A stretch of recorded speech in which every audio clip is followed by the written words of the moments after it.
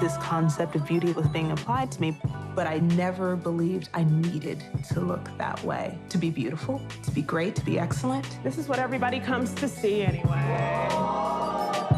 Let's keep embracing that beauty because it's always been here and it ain't going away.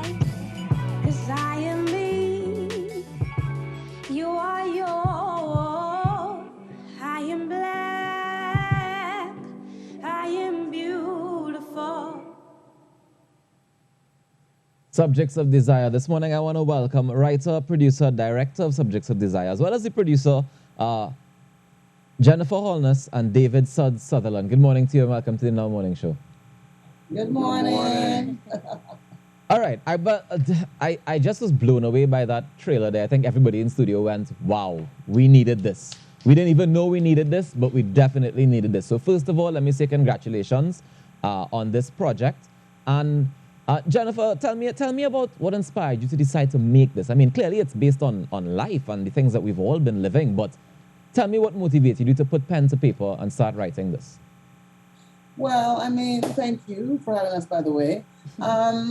You know, I have 3 daughters, and actually, I took those 3, Sudz and I, we're married, and we actually took those 3 daughters to Trinidad when we were making Home Again. Mm-hmm. And so my kids have always been very special to me, and they're teenagers now. They were little kids when we filmed in Trinidad.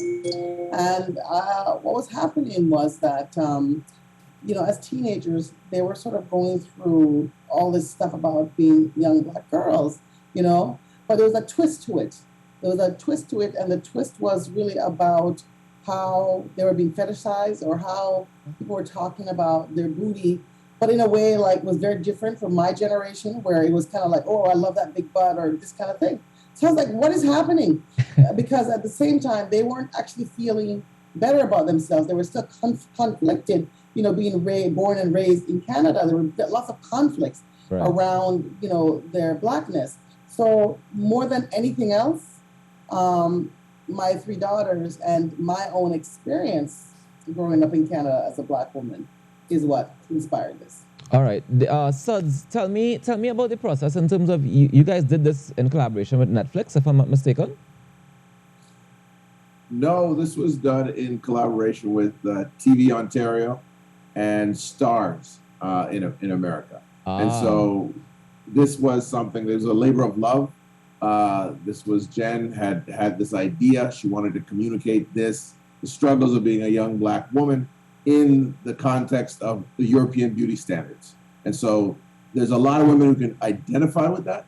And so she felt that this story was something that she could communicate with the world of Black women and make everybody understand like what it's like to be a Black woman. And that was the whole purpose, was to bridge that gap and to say to those women out there, you're not the only one going through this. You have a sisterhood. Everybody's going through this. Mm-hmm. Definitely. I want to throw you guys back a bit before. We don't have much time this morning, unfortunately, but I want to throw you guys back a bit to 2012 when you came down to Trinidad and Tobago to shoot Home Again. People may be wondering, you know, what is the link between why we're showing the Subjects of Desire, why we're chatting with you guys, and it's because a part of it is because of the impact that you had on the film industry in Trinidad and Tobago. Can you tell me a little bit about your experience, what you remember most about coming to Trinidad and Tobago? I'll go with you first, Jennifer. Well, I mean, I talk about Trinidad, like I'm sure there's not a month that go by, maybe like a couple of weeks ago by where I don't talk about Trinidad. That was a life-altering experience, you know. I think filming there, we were amongst Black and brown people.